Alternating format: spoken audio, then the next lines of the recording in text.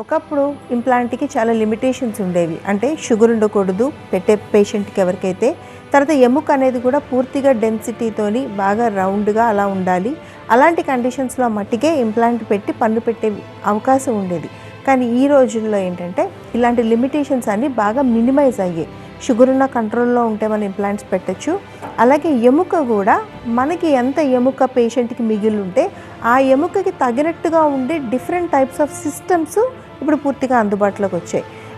అలానే మనకి ఆ కండిషన్స్ అన్నీ మీట్ అవ్వాలి అంటే అది ఓన్లీ యంగ్ ఏజ్లో ఎవరికో పళ్ళు పోతే తప్ప ఎవరికి పెట్టలేని పరిస్థితి. కానీ ఈరోజు మన పళ్ళ అవసరం అనేది వయసు పెరిగే కొద్దీ పళ్ళు ఊడిపోయిన ప్రతి ఒక్కరికి అన్నం తినడానికి మన నీడ్ని ఫుల్ఫిల్ చేయడానికి మనకి టీత్ కావాలి.